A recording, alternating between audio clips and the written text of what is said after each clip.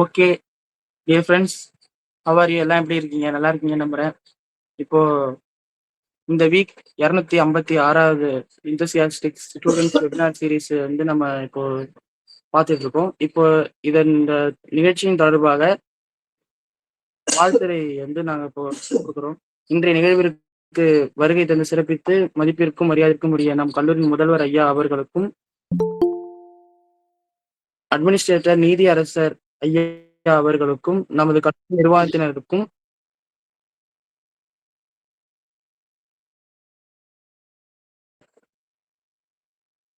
Hello, good evening sir.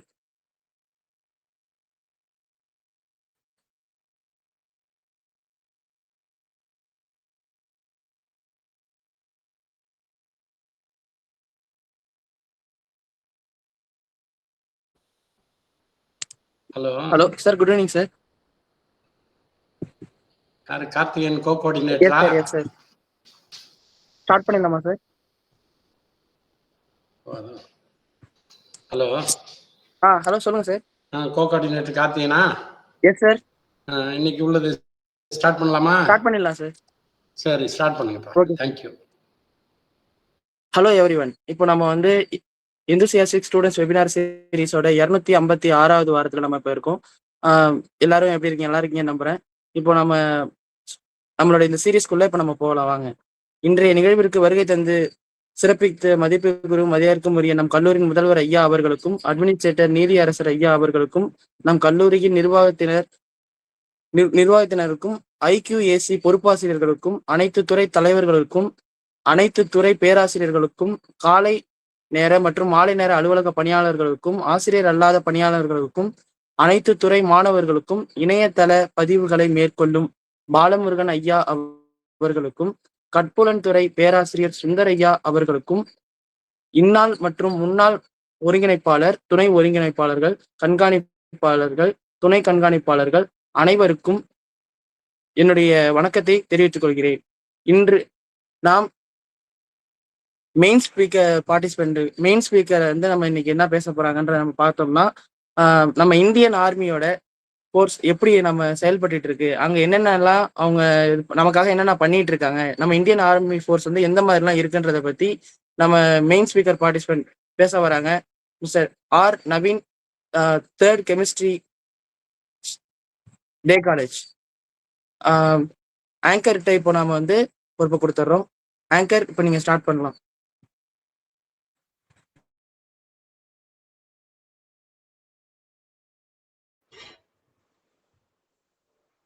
Welcome to webinar series. இது நம்ம வாரத்தோட 256வது வாரம். நான் சத்யகணேஷ், ஃபர்ஸ்ட் பிகாம்ல இருந்து பேசுறேன்.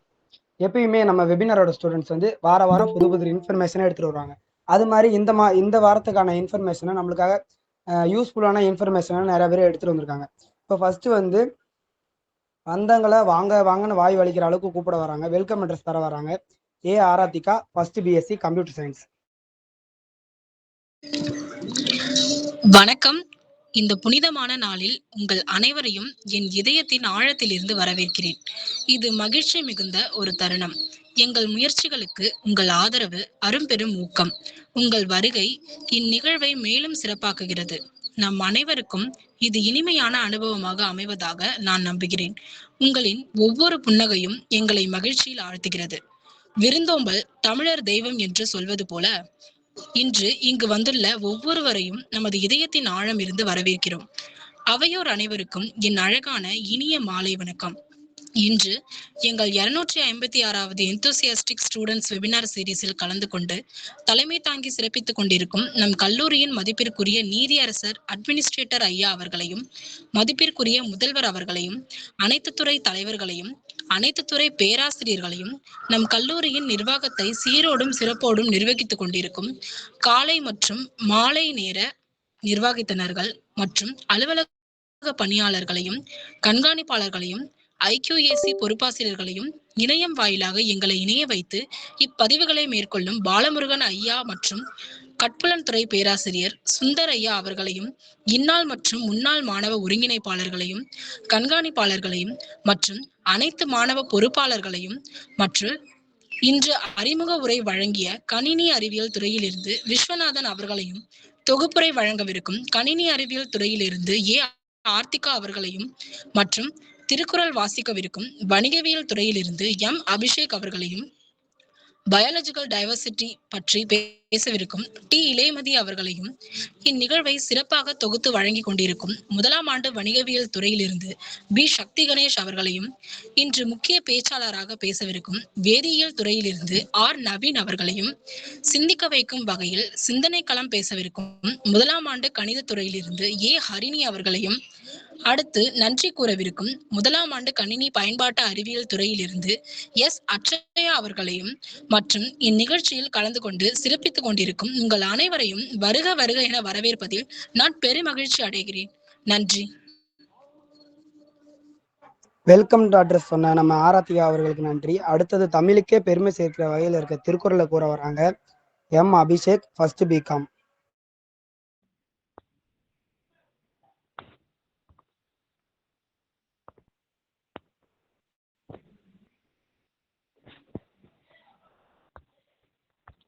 அனைவருக்கும் வணக்கம். திருக்குறள் அதிகாரம் 45, குறள் 452. வழங்குவது அபிஷேக், U24 61 02, வணிகவியல் முதலாம் ஆண்டு காலை பிரிவு. குறள்: நிலத்தினியல்வான் நீர்த்திரி தற்றாகும் மாந்தருக்கு இனத்தினியல்வான் தாக்கும் அறிவு. விளக்கம்: சேர்ந்த நிலத்தின் இயல்பால் அந்த நீர் வேறுபட்டு அந்த நிலத்தின் தன்மையுடையதாகும். அதுபோல் மக்களுடைய அறிவு இவர்களின் இயல்பினை உடையவர்தாம்.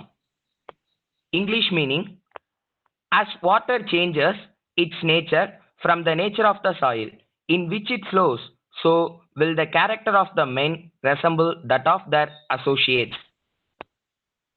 இந்த திருக்குறள் நீர் தனது நிலத்தின் தன்மையை எடுப்பது போல மனிதர்கள் தங்கள் இனத்தின் தன்மையை எடுக்கிறார்கள் என்று கூறுகின்றது. அதாவது நீர் எந்த நிலத்தில் இருக்கிறதோ அந்த நிலத்தின் தன்மையை எடுத்துக்கொண்டு அதற்கேற்ப தன்மைகளை மாற்றிக்கொள்கிறது. அதே போல மனிதர்களும் எந்த இனத்தை சேர்ந்தவர்களோ அந்த இனத்தின் தன்மைகளை எடுத்துக்கொண்டு அதற்கேற்ப தங்களின் அறிவை வளர்த்து கொள்கிறார்கள். Today's thought: some cause happiness wherever they go, others whenever they go. Oscar wild.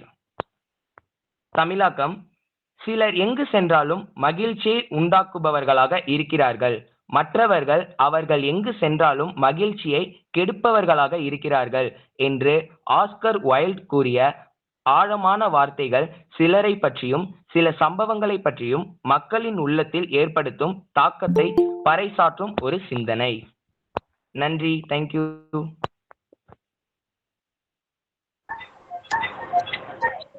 Thirukkural சொன்ன ரொம்ப நன்றி. அடுத்ததாக ஸ்பெஷல் அக்கேஷன் சொல்ல வராங்க இளையமதி, ஃபர்ஸ்ட் பிஎஸ்சி கம்ப்யூட்டர் சயின்ஸ்.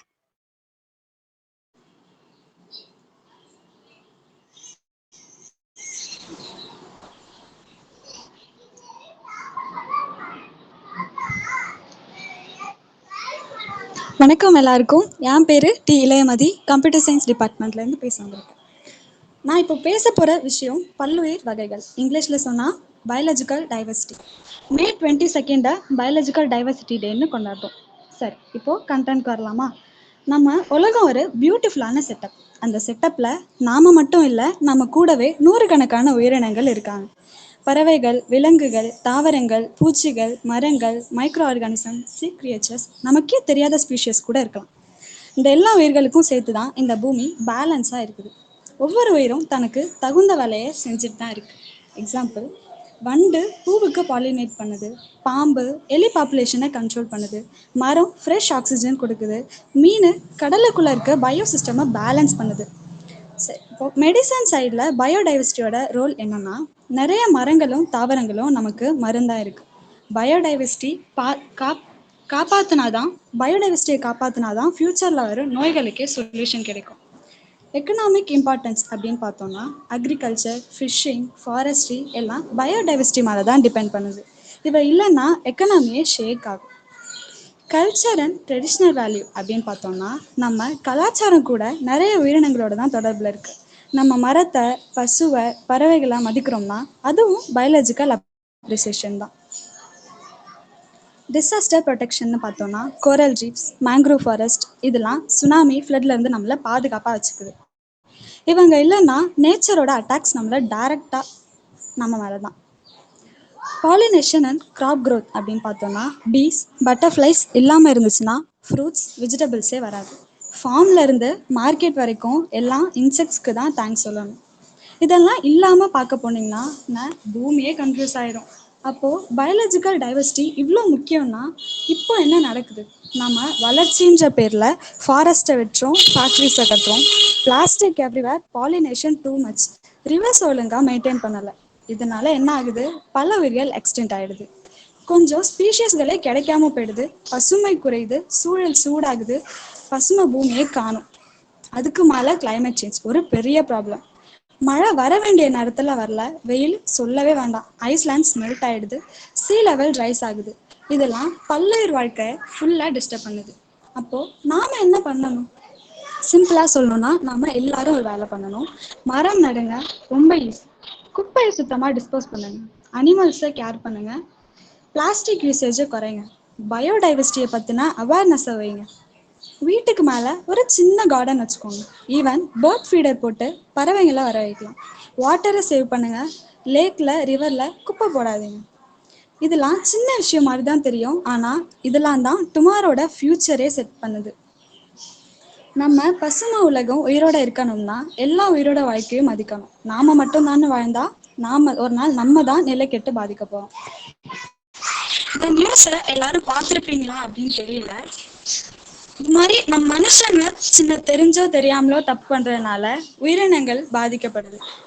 பாருங்க, இந்த யானை பிளாஸ்டிக்கு, அலுமினியம்லாம் சாப்பிட்டுட்டு இறந்தே போயிடுச்சு. இதுக்கப்புறம் இது மாதிரி நடக்காம பார்த்துக்கிறது நம்ம பொறுப்பு. முடிஞ்ச அளவுக்கு நம்மளை சுற்றி இருக்க சுற்றுச்சூழலை சுத்தமாக வச்சுக்க பாருங்க.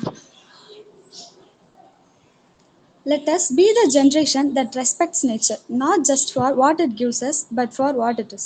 இயற்கை நமக்கு தருவதாக மட்டுமல்ல, அது என்ன என்பதை புரிந்து மரியாதை கொடுக்கும் தலைமுறையாக நாம் இருக்க வேண்டும். பல்லுயிர் பாதுகாப்போம், பூமியை வலிமையாக அழிப்போம். நன்றி.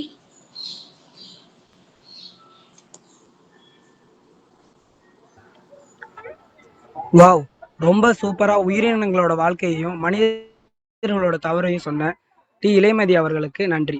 அடுத்ததாக நம்ம அவளுடன் எதிர்பார்த்த மெயின் ஸ்பீக்கரா பேச வராங்க R Naveen, third BSc chemistry.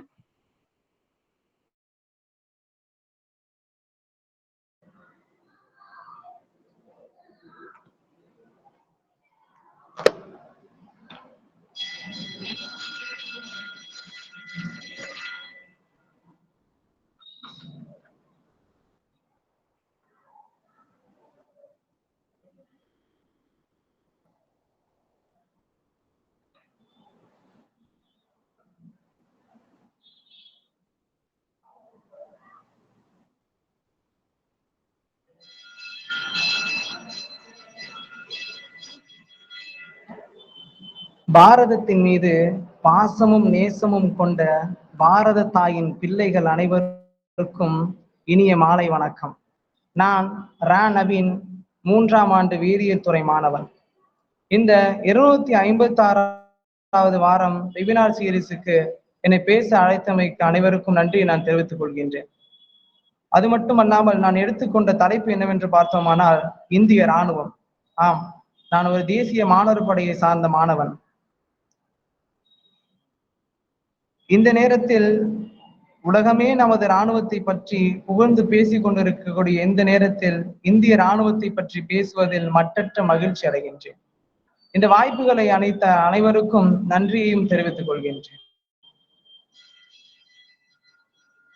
Thiruvalluvar மிக அருமையாக தனது குறளில் குறிப்பிட்டிருப்பார். ஒருப்பமைந்து ஊரஞ்சா வெல்படை வேந்தன் வெறுக்கையுள் எல்லாம் தலை. பொருள்: 4 வகை உறுப்புகளாலும் முறையாக அமைந்து காலத்திற்படும் துன்பங் கண்டு அஞ்சாமல் பகைவரை வெல்லும் படையே செல்வங்களுள் கொண்டதாக நம்முடைய இந்திய நாடு விளங்கி கொண்டிருக்கிறது. ஆம், உலகிலேயே மிகப்பெரிய இராணுவ பலம் நம்மிடம்தான் இருக்கிறது. உலக அளவில் பார்த்தோமானால் 2வது இடத்தை நமது இராணுவம் பிடித்துள்ளது. நமது இராணுவத்தை 3ஆக பிடிக்கலாம். முதலாவதாக வான்படை, கப்பல் படை, காலால் படை என 3ஆக பிடிக்கலாம். இதில் உலகில் மிகப்பெரிய ஜனநாயக நாடு நம் பாரத நாடு. அத்துடன் உலகில் அதிகமாக ஜனத்தொகையை கொண்ட நாடும் நம் பாரத நாடு. அத்தகைய ஆகச் சிறந்த இந்திய நாட்டின் பாதுகாப்பையும் இறையாண்மையையும் உறுதி செய்வது, அதற்கு அரணாக நிற்பதுதான் நமது இந்திய இராணுவம். திருவள்ளுவர் தனது திருக்குறளில் இன்னும் அருமையாக கூறியிருப்பார். அழிவின்றி அறைபோகாதாகி வழிவந்த வான்கனதுவே படை. பொருள், எந்த நிலையிலும் அழியாததும் சூழ்ச்சிக்கு இரையாகாததும் பரம்பரையாகவே பயமற்ற உறுதி உடையதும் தான் உண்மையான படை எனப்படும். அத்தகைய எந்த ஒரு சூழ்ச்சிக்கும் பயப்படாத, எந்த ஒரு மிரட்டலுக்கும் பயப்படாத, அஞ்சாத மிகச்சிறந்த படையாக நமது படை, நமது இராணுவ படை இருந்து வருகிறது.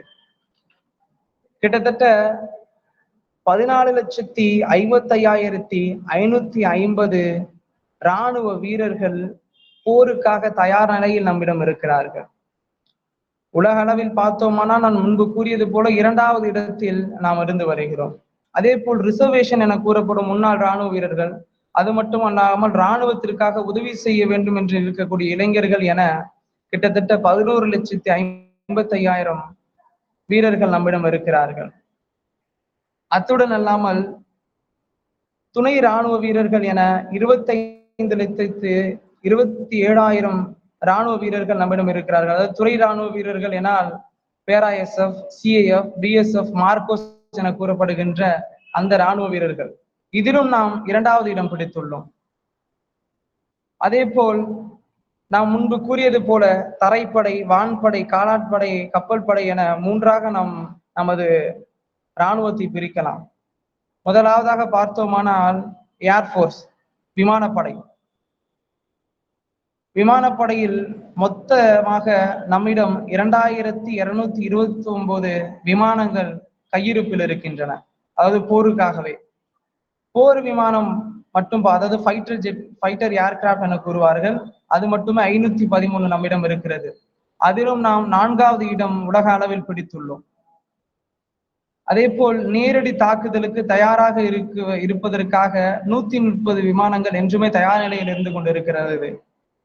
இராணுவ போக்குவரத்து விமானங்கள் என பார்த்தோமானால் 270. அதாவது போக்குவரத்து விமானங்கள் என்று பார்த்தோமானால் எப்படி என்றால், நம்முடைய பீரங்கிகளை கொண்டு செல்வதற்கு, ஒரு இடத்திலிருந்து இன்னொரு இடத்திற்கு கொண்டு செல்வதற்கு, அல்லது வீரர்களை ஒரு இடத்திலிருந்து மற்றொரு இடத்திற்கு கொண்டு செல்வதற்கு, ஆயுதங்களை ஒரு இடத்திலிருந்து இன்னொரு இடத்திற்கு கொண்டு செல்வதற்காக பயன்படுத்துதான் இந்த இராணுவ போக்குவரத்து விமானங்கள். நாம் எப்படி போக்குவரத்திற்கு பேருந்துகளை பயன்படுத்துகிறோமோ அதே போல் மிக நெருக்கடியான சூழ்நிலைகளில் இராணுவ வீரர்கள் இந்த விமானங்களை பயன்படுத்துவார்கள்.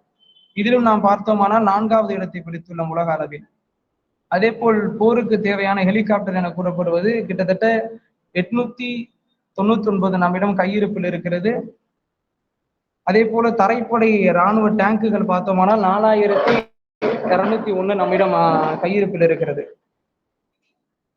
எனவே இதையெல்லாம் பார்த்தோமானாலே ஆகச்சிறந்த இராணுவ படையாக நமது படை திகழ்ந்து கொண்டிருக்கிறது. அத்துடன் இல்லாமல் தரைப்படையில் பார்த்தோமானால் கவச பீரங்கிகள் என கூறுவார்கள். அதாவது மிகப்பெரிய தாக்குதல் நடக்கக்கூடிய இடங்களில் கூட இந்த கவச பீரங்கிகள் மூலமாக போர் வீரர்கள் அதற்குள் இருந்தால் தப்பித்துக் கொள்ளலாம். அந்த அளவிற்கு பயன்படுவது இந்த கவச பீரங்கிகள். அது பார்த்தோமானால் 1,48,594 நம்மிடம் கையிருப்பில் இருந்து கொண்டிருக்கிறது. கடற்படையை பொறுத்தவரையில் போர் கப்பல்கள் கிட்டத்தட்ட 293 நமது இருந்து கொண்டிருக்கிறது. விமானம் தாங்கி போர் கப்பல்கள் 2 நம்மிடம் இருக்கிறது. ஒரு விமானம் தாங்கி போர்க்கப்பல் பார்த்தோமானால் 17 - 20 விமானங்களை தாங்கி செல்லக்கூடியதாக இருக்கும். அந்த அளவிற்கு மிக பெரிதாக இருக்கக்கூடியது.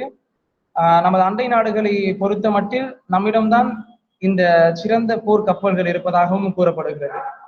அதே போல நீர்மூழ்கி கப்பல்கள் பார்த்தோமானால் 18 நம்மிடம் இருக்கிறது. அதிலும் 2 பார்த்தோமானால் அணு ஆயுதங்களை தாங்கி செல்லக்கூடியது.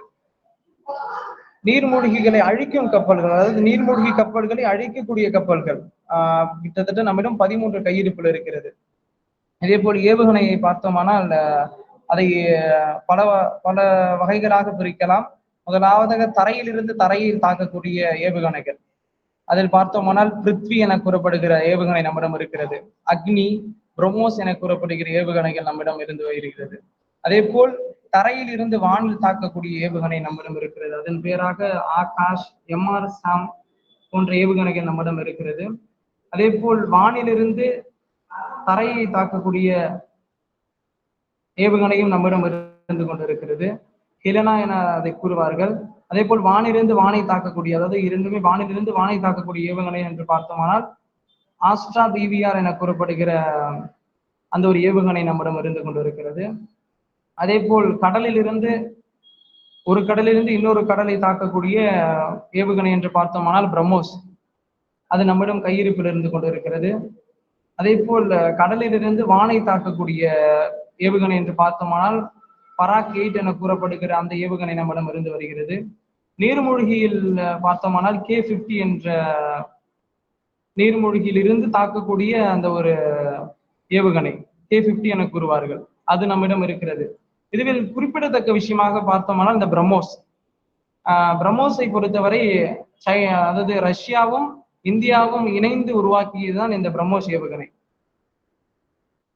ஒரு முறை உக்ரைனில் இருந்து ஒரு செய்தியாளர் கூறுகின்றார், நீங்கள் எந்த ஏவுகணை வேண்டுமானாலும் பயன்படுத்துங்கள், ஆனால் அந்த பிரம்மோஸ் ஏவுகணை மட்டும் பயன்படுத்தாதீர்கள் என. ஏனென்று சொன்னால் அந்த பிரம்மோஸ் ஏவுகணை என்பது அந்த அளவிற்கு வீரியம் மிக்கது. ஒரு இடத்திலிருந்து இன்னொரு இடத்திற்கு தாக்கும் பொழுது மிக வீரியமாக அந்த துல்லியமாக தாக்கக்கூடியதாக அந்த பிரம்மோஸ் ஏவுகணை அமர்ந்திருக்கிறது. அதே போல் அந்த போர் விமானங்கள் என்று பார்த்தோமானால் நம்மிடம் ரஃபேல் என்ற போர் விமானம் இருக்கிறது. மிகச் சிறந்த விமானம் அது. ஏனென்றால் மிக துல்லியமாக தாக்கக்கூடியது இந்த ரஃபேல் போர் விமானம். அதே போல தேஜஸ் என்ற போர் விமானம் நம்மிடம் கையிருப்பில் இருக்கிறது. சுகே என்கிற போர் விமானம் நம்மிடம் இருக்கிறது. MiG-29, அதாவது ரஷ்யாவின் தயாரிக்கப்பட்டது MiG-29 நம்முடைய கையிருப்பில் இருக்கிறது. மிராஜ் 2000, அதுவும் மிகச்சிறந்த ஒரு போர் விமானம், அதுவும் நம்மிடம் கையிருப்பில் இருக்கிறது. ஜாகுவார் என கூறுவார்கள், அதுவும் நம்மிடம் கையிருப்பில் இருக்கிறது. MiG-21 என கூறுவார்கள், அதுவும் நம்முடைய கையிருப்பில் இருக்கிறது. இத்தகைய போர் விமானங்களை கொண்டு மிகச் சிறந்ததாக விளங்கி கொண்டிருக்கிறது நமது இந்திய இராணுவம். அதே போல திருவள்ளுவர் மிக அருமையாக தமது திருக்குறளில் கூறியிருப்பார், அடல்தகையும் ஆற்றலும் இல்லெனினும் தானை படைத்தகையால் பாடுபெறும். பொருள்: போரிடுகின்ற தருக்கண்மையும் அதற்கு வேண்டிய ஆற்றலும் இல்லாதிருந்தாலும் ஒரு படை தனது அணிவகுப்பினாலேயே பகைவரை வெற்றி அடைந்துவிடும். ஆம், அத்தகைய ஆகச் சிறந்த அணிவகுப்பை செய்பவர்கள் நம்முடைய இராணுவ வீரர்கள். நாம் பார்த்திருப்போம், குடியரசு தினம் அன்று நமது குடியரசுத் தலைவருக்கு முன்னால் மிகச்சிறந்த அணிவகுப்பை நமது இராணுவ வீரர்கள் நடத்துவார்கள். பார்ப்பதற்கு மெய்சில் இருக்கும் அளவிற்கு ஆகச் சிறந்த அந்த ஒரு அணிவகுப்பை நாம் பார்க்கும் பொழுதே நமக்கு ஒவ்வொரு இந்தியனுக்கும் அந்த ஒரு உணர்வு இருக்கும், நமது இந்திய இராணுவம் என்ற உணர்வு. அத்தகைய ஆகச் சிறந்த இராணுவ வீரர்களை நாம் பெற்றிருக்கின்றோம். அதே போல் நமக்கும் நமது நாடுகளுக்கும் இடையிலான பல போர்கள் மூண்டிருக்கின்றன. முதலாவதாக பார்த்தோமானால் இந்தியாவிற்கும் பாகிஸ்தானிற்கும் இடையே 1947ஆம் ஆண்டு மிகப்பெரிய போர் மூண்டது. சுதந்திரம் அடைந்த அந்த நாளே மிகப்பெரிய, அந்த வருடமே மிகப்பெரிய போர். 1947ஆம் ஆண்டு தான் நாம் சுதந்திரம் பெறுகின்றோம். ஜவஹர்லால் நேரு அவர்கள் பிரதமராக பதவியேற்கின்றார். அத்தகைய மிக கடுமையான சூழலிலும் அந்த போர் மூழ்கிறது. அந்த போரிலும் நாம் வெற்றி அடைகின்றோம். 1947இல் முதலாவதாக போர் மூழ்கிறது. அதன் பிறகாக பார்த்தோம்னால் இந்தியாவிற்கும் சைனாவிற்கும் இடையில் 1962ஆம் ஆண்டு மிகப்பெரிய போர் மூண்டது. அதன் பிறகாக பார்த்தோமானால் இந்தியாவிற்கும் பாகிஸ்தானிற்கும் இடையே 1965ஆம் ஆண்டு போர் மூண்டது. அதே போல் பார்த்தோமானால் இந்தியாவிற்கும் பாகிஸ்தானுக்கும் இடையே 1971ஆம் ஆண்டு போர் மூண்டது. எந்த ஒரு போரிலும் நாமாக சென்று போருக்கு வழிவகுத்து விடவில்லை. இந்தியாவை பொறுத்த மட்டில் எந்த ஒரு இடத்திலும் போரை ஆதரிப்பதாக இந்தியா இருந்தது கிடையாது. ஒவ்வொரு முறையும் நடுநிலைமை மிக்கதாகவே இந்தியா விளங்கி இருந்தது. அதை நம்மால் வரலாற்றில் பார்க்க முடிகிறது. அன்றிலிருந்து இன்று வரையிலும் இந்தியா இந்த நடுநிலைமையை தான் உலக அரசியலில் எடுத்துக்கொண்டிருக்கிறது. அதனால்தான் இந்தியாவிற்கு பார்த்தோமானால் பல இடங்களில் பல வரவேற்புகள், பல நாடுகள் நம்மை வரவேற்கின்றது, பல இராணுவங்கள் நம்மேல் மரியாதை வைத்திருக்கிறார்கள். இந்தியா என்றுமே போரை ஆதரிப்பவர்கள் கிடையாது என. அதன் பிறகாக பார்த்தோமானால் சாட்சின் வார் 1984ஆம் ஆண்டு நடைபெறுகிறது. அதன் பிறகு கார்கிலில் போர் மூண்டது, அதுவும் 1999ஆம் ஆண்டு. இந்த கார்கிலில் போரை பார்த்தோமானால் 1999ஆம் ஆண்டு மிகவும் நெருக்கடியான இடம் அது. கார்கில் என்பது சாதாரணமான நிலப்பரப்பிலிருந்து மிகவும் உயரத்தில் உள்ளது. அந்த உயரம் பார்த்தோம்னா -டிகிரியில் அந்த டெம்பரேச்சர் அந்த இடத்துல இருக்கும். அதாவது இந்த தட்பவெப்ப நிலை அந்த இடத்துல இருக்கும். அப்படி இருக்கின்ற காரணத்தினால் கிட்டத்தட்ட நமது ரத்தத்தையே உறைய வைக்கக்கூடிய அளவிற்கு அந்த தட்பவெப்ப நிலை இருக்கும். அந்த இடத்திலும் பார்த்தோம்னால் மேஜர் சரவணன் தலைமையிலாக நமது இந்திய ராணுவத்தை சேர்ந்த மேஜர் சரவணன் தலைமையிலாக ஒரு குழு அந்த இடத்திற்கு செல்கிறது. கார்கில் அந்த இடத்திற்கு செல்கிறது. நீங்கள் பின்வாங்கி விடுங்கள் என கூறிய பொழுதும் அவர் பின்வாங்காமல் எடுத்த முயற்சியில் நான் வெற்றி பெறுவேன் என, என் மக்களுக்காக என் உயிரையும் துறப்பேன் என முன்னேறி அவர் அந்த இடத்தில் வெற்றி பெறுகின்றார். அந்த போரில் அவருடைய உயிர் பறிக்கப்பட்டாலும் அவர் உயிரிழந்து விடுவதற்கு முன்னாலே பல எதிரிகளை சுற்றி கொண்டு விட்டு அவர் தனது உயிரை நீத்து விடுகிறார். எனவே அத்தகைய மிகச்சிறந்த இராணுவம் நமது இராணுவம். அதே போல் இராணுவத்தில் பார்த்தோமானால் பல ரேங்குகள் இருக்கின்றன. அதாவது நாம் எப்படி நம்முடைய கல்லூரியில் கூறுகின்றோமோ, கல்லூரியில் எப்படி ஒரு ஆசிரியர், துணை ஆசிரியர் இருக்கிறார்களோ, அதே போல இராணுவத்தில் பார்த்தோமானால் பல ரேங்குகள் இருக்கின்றன. சில ரேங்குகளை உங்களுக்கு நான் குறிப்பிடத்தக்க வேண்டும் என்றால், general, lieutenant general, major general, brigadier, colonel, lieutenant colonel, major, captain, lieutenant என பல ரேங்குகள் இருக்கின்றன. எனவே அது மட்டுமல்லாமல் இந்திய இராணுவத்தில் பணியாற்ற வேண்டும் என பல இளைஞர்களுக்கு எண்ணம் இருக்கின்றது. அதுவும் இந்த காலகட்டங்களில் பார்த்தோமானால் இந்திய இராணுவத்தில் பணியாற்றுவது ஒரு சிறந்த ஒரு விஷயமாக கருதப்படுகிறது. அதுவும் முக்கியமாக இந்திய இராணுவத்தில் சேருவதற்கான வழிவகைகள் சிலவற்றை நான் கூற விரும்புகின்றேன். முதலாவதாக பார்த்தோமானால் NDA, நேஷனல் டிஃபென்ஸ் அகாடமி. இது கிட்டத்தட்ட வான்படைக்கும் சரி, காலாட்படைக்கும் சரி, அதே போல் பார்த்தோம்னா அந்த கப்பல் படைக்கும் 3 பிரிவினருக்குமே ஒரே இடத்தில் இவர்களுக்கு பயிற்சி அளிக்கப்படுகின்றது. இது ஒரு வருடத்திற்கு 2 முறை இவர்கள் இதற்கான ரெக்ரூட்மெண்ட் என கூறப்படுகின்ற அந்த ஒரு விஷயத்தை வெளியிடுவார்கள். இதை 16.5 19.5 வயது உள்ளவர்கள் இதற்குள் சென்று அவர்கள் அவர்கள் நடத்தக்கூடிய தேர்வில் அவர்கள் தேர்ச்சி பெற்று இதற்குள் செல்ல முடியும். முதலாவதாக பார்த்தோமானால் அவர்களுக்கு NDA, நேஷனல் டிஃபென்ஸ் அகாடமியில் 3 ஆண்டுகள் பயிற்சி அளிக்கப்படும். அதன் பிறகாக பார்த்தோமானால் ஒரு ஆண்டு IMA என கூறப்படும் இந்தியன் மிலிட்டரி அகாடமியில் அவர்களுக்கு பயிற்சி அளிக்கப்படும். அத்துடன் இல்லாமல் அதன் பிறகு TES என கூறலாம், டெக்னிக்கல் என்ட்ரி ஸ்கீம். இதன் மூலமாக இராணுவத்தில் இன்ஜினியராக நாம் பணியாற்ற முடியும். இராணுவத்தில் இன்ஜினியராக பணியாற்றுவதற்கு நம்முடைய தகுதிகள் என்ன இருக்க வேண்டும் என்று பார்த்தோமானால் பிசிக்ஸ், கெமிஸ்ட்ரி மற்றும் மேக்ஸ் 70% மார்க்குகளுடன் நாம் எடுத்திருக்க வேண்டும். அதே போல் 16.5 19.5 அந்த வயதிற்குள்ளாக இருக்க வேண்டும். அவர் திருமணமாகாத நபராகவும் இருக்க வேண்டும்.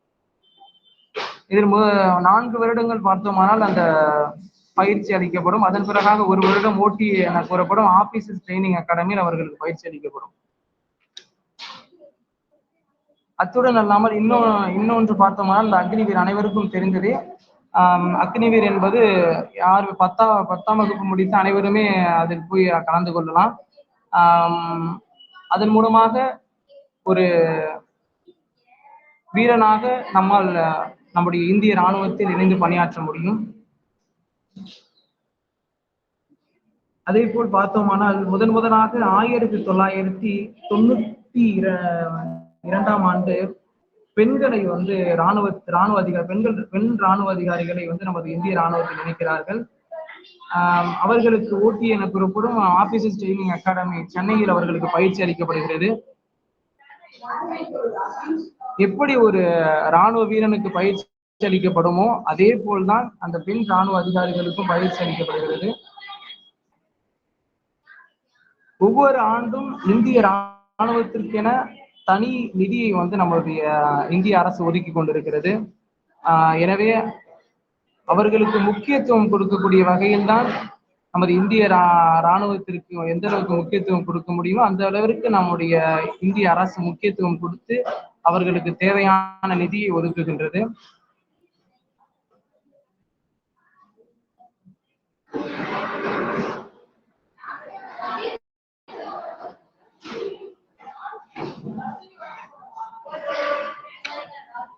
பல நெருக்கடியான சூழ்நிலைகளும் பார்த்தோம்னால் நமது இந்திய ராணுவம் ஒவ்வொரு முறையும் எந்த ஒரு போரிலும் விலகாமல் எந்த ஒரு இடத்திலும் பின்வாங்காமல் முன்னேறி கொண்டே இருந்ததை நம்மால் வரலாற்றில் பார்க்க முடிகிறது. எந்த ஒரு இடத்திலும் அவர் பின்வாங்கியது கிடையாது. பல நெருக்கடியான சூழ்நிலைகள் இருந்த பொழுதும் எதையும் பொருட்படுத்தாமல் முன்னேறி கொண்டே சென்று கொண்டிருந்தார்கள். இதுவரையிலும் அப்படித்தான். வானமே இடிந்து விழுந்தாலும் என் இந்திய தேசத்தை நான் விட்டு கொடுத்து விட மாட்டேன் என ஒவ்வொரு இராணுவ வீரனும் எல்லையில் போராடி கொண்டுதான் இருக்கிறார்கள். ஒவ்வொரு நாளும் எத்தனையோ வழிகள் அவர்களுக்குள் இருக்கலாம், எத்தனையோ போராட்டங்கள் அவர்களுக்குள் இருக்கலாம், எத்தனையோ மனவழிகள் அவர்களுக்குள் இருக்கலாம். ஆனால் எதையும் அவர்கள் பொருட்படுத்தாமல் நமது இந்திய இராணுவம் தான் முக்கியம் எனவும் நமது மக்கள் தான் முக்கியம் எனவும் ஒவ்வொரு நாட்களும் அதற்காக போராடி கொண்டு எல்லையில்லா வழிகளுடன் நமக்காக நின்று கொண்டிருக்கிறார்கள். அத்தகைய இராணுவ வீரர்களை நாம் போற்றி வணங்கும் நேரம் இது.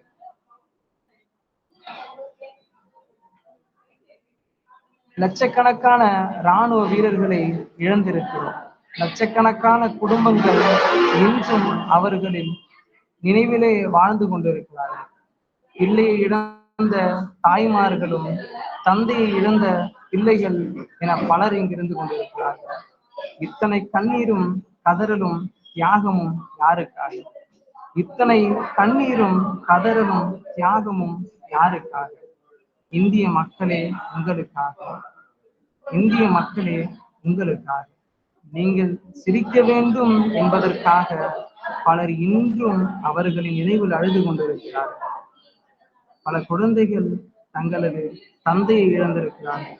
பல தாய்மார்கள் தங்களது பிள்ளையை இழந்திருக்கிறார்கள். பல மனைவிகள் தங்களது கணவரை இழந்திருக்கிறார்கள். இத்தனையும் யாருக்காக? இந்திய மக்களாகிய உங்களுக்காக.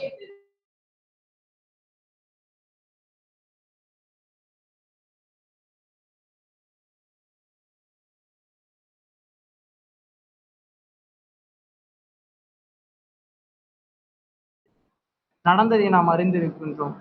நமக்கும் பாகிஸ்தானுக்கும் இடையே மிகப்பெரிய போர் நடக்க இருந்தது. ஆனால் நாம் அதிலும் வெற்றி பெற்று இந்த நிலையில் மிகப்பெரிய அளவில் வளர்ந்திருக்கின்றோம். உலகம் முழுவதும் உலக அரசியலில் நமது பெயர் தவிர்க்க முடியாத ஆளுமையாக மாறி இருக்கிறது. அதற்கு அடித்தளமாக அமைந்தது நம்முடைய இராணுவ வீரர்கள் தான். அவர்களின் தியாகத்தை போற்றும் நேரமாக என்னுடைய உரையை அவர்களுக்கு அவர்களுடைய வீரத்திற்கும் அவருடைய தியாகத்திற்கும் சமர்ப்பிக்கின்றேன் என கூறி எனது உரையை முடித்துக் கொள்கின்றேன்.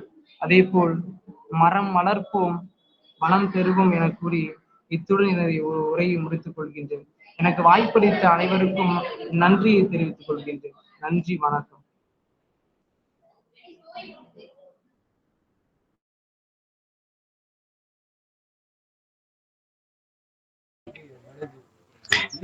நம்மளுக்கே தெரியாத இந்தியன் ஆர்மியை பத்தின இன்ஃபர்மேஷன்ஸையும் அதோட பிரிவுகளையும் அதுக்கு தேவையான தகுதிகளையும் இப்ப எடுத்து சொன்னேன்.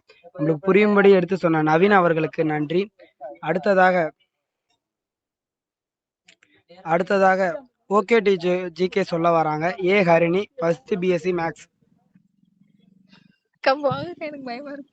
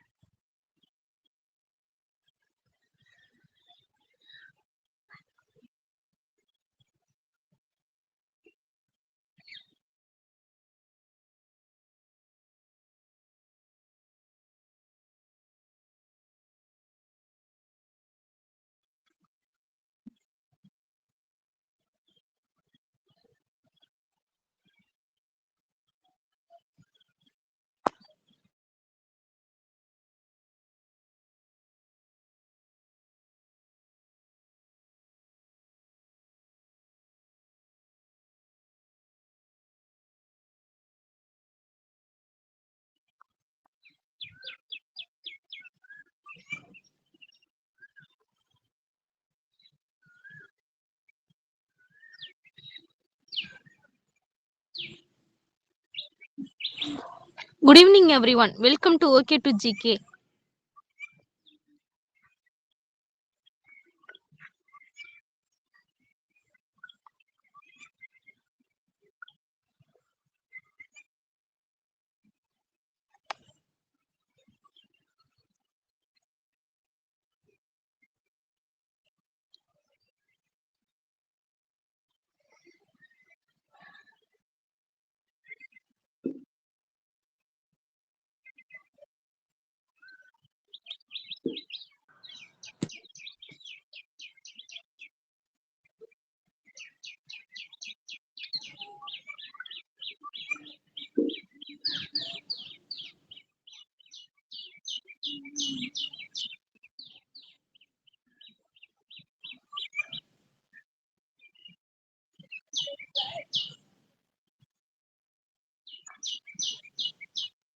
Good evening, everyone. Welcome to OK to GK.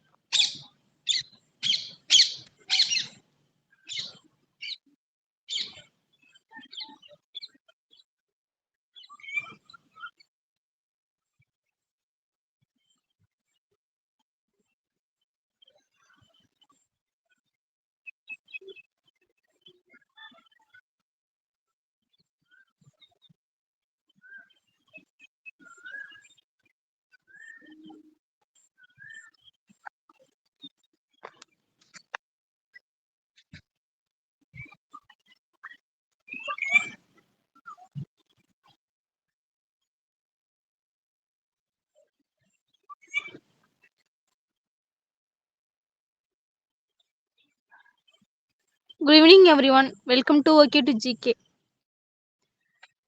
Week 256. நான் ஏ ஹரிணி, ஃபர்ஸ்ட் பிஎஸ்சி மேத்தமெட்டிக்ஸ். பொறுப்பு துறப்பு. இந்த நிகழ்ச்சியில் பகிரப்படும் அனைத்து தகவல்களும் சமூக வலைதளங்களில் இருந்து பெறப்பட்டதாகும். யாரையும் மற்றும் எதையும் குறிப்பிடுவது அல்ல. மேலும் இந்த தகவல்கள் அனைத்தும் பகிரப்படுவதன் நோக்கம் மாணவர்கள் அறிய பல தகவல்களை தெரிந்து கொள்வதற்காக மட்டுமே. தமிழகத்தை சேர்ந்த பல நூறு ஆண்டுகள் பழமையான கோவில் சிற்பங்கள்ல ஒரு மனுஷன் என்னன்னே தெரியாத கொடூரமான ரொம்பவும் விசித்திரமான ஒரு உயிரினத்தோட முதுகு மேல உட்கார்ந்துருக்கதை நம்மளால பார்க்க முடியுது. இந்த மனுஷனோட அளவை வச்சு ஒப்பிட்டு பார்த்தா அவன் உட்கார்ந்துருக்கிற மிருகம் ஒரு டைனோசர் அளவுக்கு ரொம்பவே பிரம்மாண்டமானதுன்னு தெரியுது. யானையோட தும்பிக்கை, சிங்கத்தோட உருவம், இது ரெண்டும் கலந்த மிருகம் என்னவா இருக்கும்? இதை விட ஆச்சரியமான விஷயம் என்னன்னா, இந்த பிரம்மாண்டமான மிருகம் யானையே எலிய நசுக்கிற மாதிரி நசுக்குது. இப்படி யானையே ஏறி மிதிச்சுட்டு போற ஒரு விசித்திரமான விலங்க பழந்தமிழர்கள் எப்படி ஒரு சிலையா வடிச்சிருக்க முடியும்? ஒருவேளை உண்மையாவே அப்படி ஒரு மிருகம் இந்த பழந்தமிழர்கள் பார்த்திருப்பாங்களாம், அது கூட பழகி இருப்பாங்களாம், அந்த சிற்பத்துல இருக்கிற மாதிரியே அதை அடக்கி ஆண்டிருப்பாங்களாம். ஆமா, இப்ப நான் பேச போற தலைப்பு யாழி. இது ஒரு கற்பனை மிருகமா இல்ல பழந்தமிழர்கள் அடக்கி ஆண்ட அதிசய உயிரினமா? யாழி இந்த மிருகம் உண்மையா அப்படின்னு தெரிஞ்சுக்க நமக்கு நிறைய மெத்தலாஜிக்கல் ஆதாரம் தேவைப்படுது. என்னதான் தமிழகத்துல இருக்கிற கோயில்ல பல்லாயிரக்கணக்கான யாழி சிற்பங்களை நம்மளால பார்க்க முடிஞ்சாலும் அது 1500 இருந்து 2000 வருஷங்கள் தான் பழமையானது. இதை விட பழமையான ஆர்கியாலஜிக்கல் ப்ரூஃப் கிடைக்குமான்னு தேடும் போதுதான் 5000 வருஷத்துக்கு முன்னாடி ஹரப்பா மொஹஞ்சதார கல்வெட்டுல நம்ம கோயில்ல பார்த்த கல்வெட்டை விட ரொம்ப வித்தியாசமான ஒரு உருவத்தை வடிச்சு வச்சிருக்காங்க. இந்த யாழிக்கு யானையோட தந்தம், காளையோட கொம்பு, மரிமானோட கழுத்து, சிங்கத்தோட உடலும், புலியோட தொடை, பாம்போட வால்னு இருக்கு. இதுல இருந்து தெரியுறது என்னன்னா, மொஹஞ்சதார மக்கள் உருவாக்குன இந்த வகையான யாழி முழுக்க முழுக்க கற்பனை அப்படின்றது. இதுக்கு ரீசன் என்னன்னா, டிஃப்ரெண்டான காம்பினேஷனோட ஒரு உயிரினம் எப்படி இருந்திருக்க முடியும்? இப்படி ஒரு காம்ப்ளிகேஷனான டிஎன்ஏவோட ஒரு மிருகம் பிறந்திருக்கவே முடியாது. இந்த பழங்கால ஆதாரம் அப்படின்றது ஒரு கற்பனையான ஒண்ணு. கோயில்ல உள்ள யாழிய 3 வகையா பிரிக்கலாம். தும்பிக்கை உடைய யாழிய கஜ யாழினும், ஆட்டு கொம்பு உடைய யாழிய மகர யாழினும், சிங்க முகத்துடைய யாழிய சிம்ம யாழினும் வகைப்படுத்திருக்காங்க. இங்க யாழி அப்படின்றது ஒரு மிருகம்தான். ஆனா அதுக்கு எப்படி வெவ்வேறு 3 தலைகள் இருக்க முடியும்? கல்வெட்டுப்படி பார்த்தா இது பிரம்மாண்டமான ஒரு உயிரினம். ஆனா ஒரே காலகட்டத்துல 3 வேறு பரிணாமத்துல இது வாழ்ந்திருக்க சாத்தியமே இல்லை. இப்படி ஒரு பக்கம் இருந்தாலும் சங்க இலக்கியத்துல யாழி பத்தின குறிப்பெல்லாம் இருக்கு. அகநானூறுல குறிஞ்சி திணையில எழுதப்பட்ட பாடல். அந்த பாடல் என்னன்னா, இடம்படுபு அறியா வளம்படு வேட்டத்து வாழ்வரி நடுங்க புகழ் ஆழி உயர்நுதல் யானை புகர்முக தொற்றி வெண்கோடு புய்க்கும் தன்கமல் சோலை பெருவரை எடுகத்து ஒருவேல் ஏந்தி தனியன் வருதல் அவனும் அஞ்சான். இந்த பாடல்ல இடம்பெற்றிருக்க ஆளின்ற வார்த்தை தான் யாழிய பத்தி சொல்லுது. ஆனா எந்த யாழிய பத்தி இந்த பாடல் சொல்லுது? அது தெரிஞ்சுக்கணும்னா இந்த பாடலோட அர்த்தம் நம்மளுக்கு தெரிஞ்சிருக்கணும். இந்த பாடல் ஒரு தலைவன் எப்படிப்பட்ட வீரன் அப்படின்றத சொல்ற விதமா அமைஞ்சிருக்குது. இந்த பாடலோட முதல் 4 வரி என்ன சொல்லுதுன்னா, புலியே பார்த்து அஞ்சு நடுங்கக்கூடிய சிங்கம் யானையோட முகத்தை கிழிச்சு சாகடிக்கும். அப்பேற்பட்ட காட்டோட ராஜாவான சிங்கத்தை பத்தி தான் எக்ஸ்பிளைன் பண்ணுது. இந்த பாடல்ல சொல்றத பார்த்தா ஆளின்ற வார்த்தைக்கு அர்த்தம் சிங்கம் தான். சங்க இலக்கியத்துல எல்லாம் ஆளின் வருதே அது சிங்கத்தை தான் குறிக்கும். இத வச்சுதான் சங்க இலக்கிய ஆளிய எல்லாரும் பழங்கால மிருகமான யாழி அப்படின்னு சொல்றாங்க. இந்த ஆளி அப்படின்ற வார்த்தைக்கான அர்த்தம் சிங்கன்றத நான் எப்படி சொல்றேன்னா, சங்க இலக்கியத்துல நிகண்ட அப்படின்ற அகராதி நூல்ல இருக்குது. அத வீரமாமுனிவர் போன்ற தமிழ் புலவர்கள் தான் எழுதியிருக்காங்க. அதுல தவறு இருக்க வாய்ப்பே இல்லை. அந்த நூல்ல ஆளி அப்படின்றதுக்கு சிங்கம்னு தான் பொருள் இருக்கு. இத வச்சு உறுதியா சொல்ல முடியும் யாழி அப்படின்ற வார்த்தைக்கு அர்த்தம் சிங்கம் தானு. சரி, இதெல்லாம் கொஞ்சம் ஓரமா வச்சிருவோம். அறிவியல் ரீதியா பாக்குறப்ப யாழிய பத்தி எழுதப்பட்ட புராண கதை, மக்கள் நம்பிக்கை எல்லாம் 5000 வருஷத்துக்கு முன்னாடிதான் இருக்கு. ஆனா இந்த யாழி டைனோசர் காலகட்டத்துல வாழ்ந்திருக்குன்னு கூறப்படுது. டைனோசர் அழிஞ்சு 65 மில்லியன் வருஷம் ஆகுது. அந்த பீரியட்ல மனுஷன் வாழவே இல்லை. அப்புறம் எப்படி தமிழன் அதை அடக்கி ஆண்டிருக்க முடியும்? சரி, அதுக்கு அப்புறமே வாழ்ந்திருக்குன்னு வச்சுப்போம். ஆனா டைனோசரோட புதைப்படிவங்களே நம்மளுக்கு கிடைச்சிடுச்சு. ஆனா இந்த யாழி வாழ்ந்ததுக்கான ஆதாரம் ஏன் கிடைக்கல? சோ அறிவியல் ரீதியா பாக்குறப்ப இப்படி ஒரு மிருகம் வாழ்ந்திருக்க வாய்ப்பே இல்லை. அப்படி பார்த்தா உண்மையில இந்த யாழி இல்லையான்னு கேட்டா இங்கதான் மெத்தாலஜி உள்ள வரும். பழங்கால நாகரிகத்துக்கு ஏத்த மாதிரி சில கற்பனையான உயிரினங்களை புராண கதையில சேர்த்திருக்காங்க.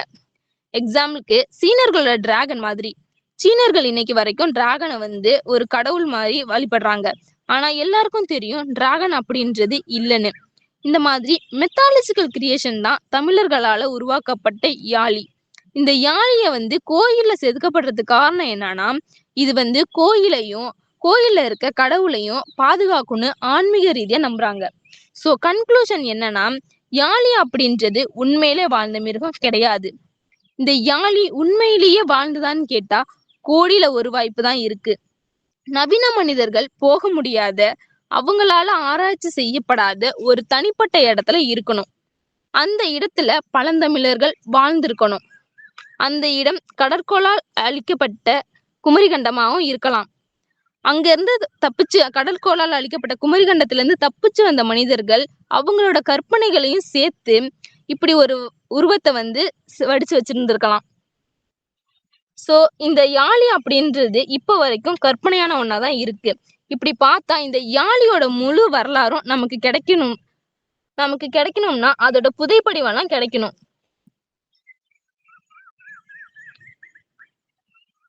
வேலை வாய்ப்பு, அரசு மற்றும் தனியார் தொழில் வாய்ப்புகள்.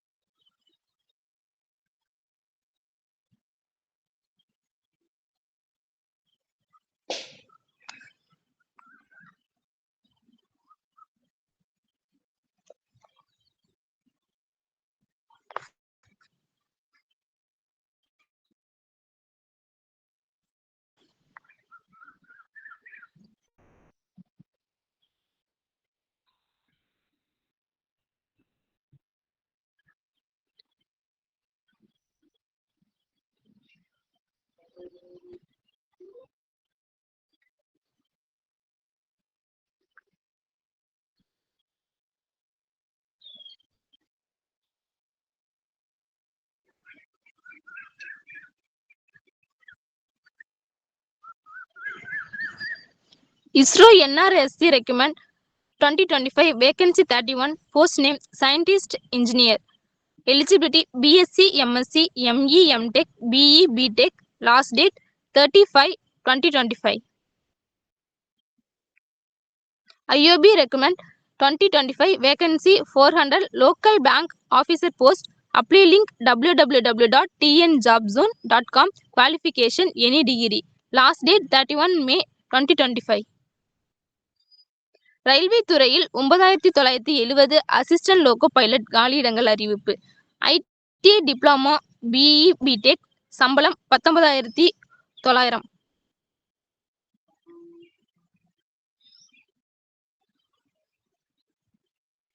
Useful news and interesting facts are shared on this week. Thank you everyone.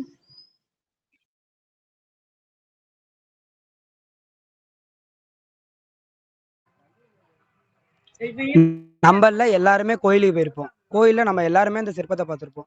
நம்ம எல்லாரும் ஒரு நினைச்சிருப்போம், இந்த சிற்பம் அந்த காலத்துல உயிரோட, இந்த சிற்பத்துல இருக்க உயிரினம் அந்த காலத்துல உயிரோட இருந்திருக்குமா இல்ல இருந்திருக்காதா, இந்த சந்தேகம் வந்து நம்ம எல்லார்ட்டையுமே இருந்திருக்கும். அந்த சந்தேகத்தை தீர்த்து வச்சு நம்ம ஹரிணி வந்து தீர்த்து வச்சுட்டாங்க. சந்தேகத்தை தீர்த்து வச்ச ஹரிணிக்கு ரொம்ப நன்றி. அடுத்ததாக கோட் ஆஃப் தேங்க்ஸ் சொல்ல வராங்க எஸ் அச்சையா, ஃபர்ஸ்ட் BCA. அனைவருக்கும் இனிய மாலை வணக்கம். பொற்கதிர் பரவும் மாலை நேர மகிழ்வுடன் பூக்கள் போல மனங்கள் மலரும் சந்தோஷத்தில் இணைந்திருக்கும் உங்கள் எல்லோருக்கும் என் மனமார்ந்த இனிய மாலை வணக்கம்.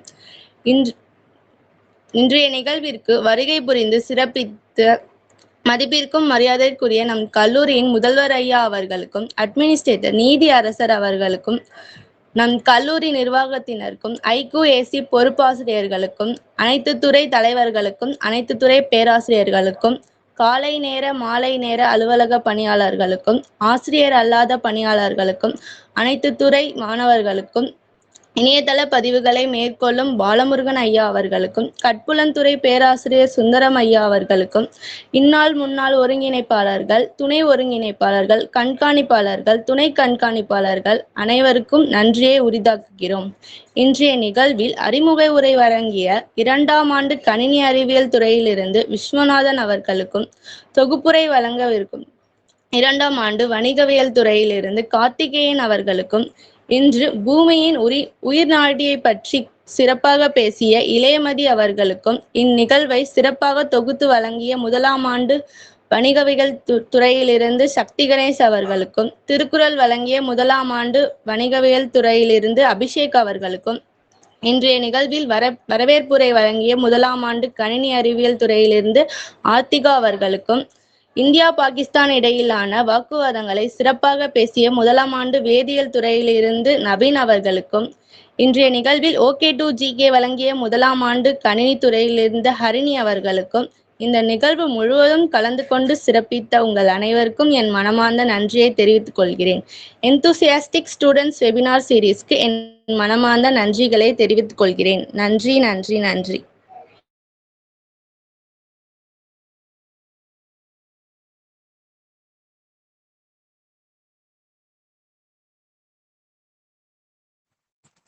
சார் உங்களுடைய கருத்துக்களை கொஞ்சம் சொல்லுங்க சார். அனைவருக்கும் வணக்கம். இந்த நிகழ்வில் பங்கெடுத்து கொண்ட உங்கள் அனைவரையும் பாராட்டுகின்றேன். எல்லாம் எக்ஸாம் முடிச்சு கொஞ்சம் ரிலாக்ஸ்டாக இருப்பீங்க. இந்த நேரத்தில் ரொம்ப பயாலாஜிக்கல் டைவர்சிட்டியை பற்றி ரொம்ப நல்ல நிறைய விஷயங்களை சொன்னாங்க. அதுக்கப்புறம் இந்தியா பாகிஸ்தான் பேச்சுவார்த்தை பற்றி ரொம்ப சிறப்பாக சொன்னார். இன்னைக்கு OK2GK யாழியை பற்றி ரொம்ப நல்ல பிரமாதமான இன்ஃபர்மேஷனை கொடுத்தாங்க. ஏன்னா அது ஒரு தியரிட்டிக்கலாக நாட் பாசிபிள்ங்கிறதுக்கான ஒரு நல்ல டாக்கையும் அவங்க கொடுத்தாங்க.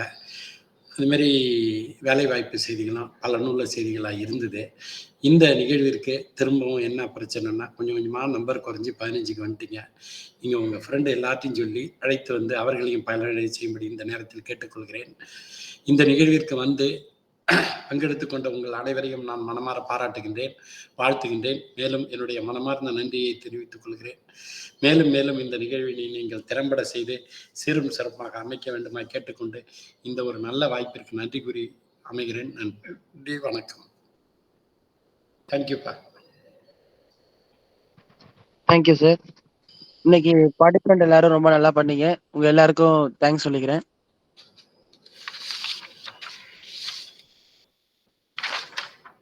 சார் வைண்ட் அப் பண்ணிக்கலாமா சார்?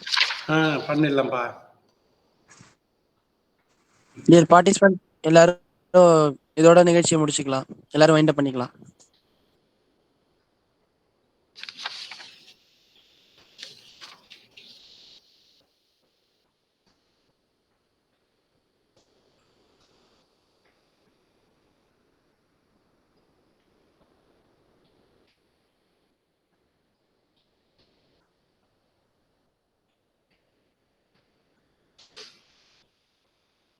Thank you sir. தேங்க்யூண்ணா. ஓகேப்பா. Thank you sir. ஓகே, தேங்க்யூப்பா.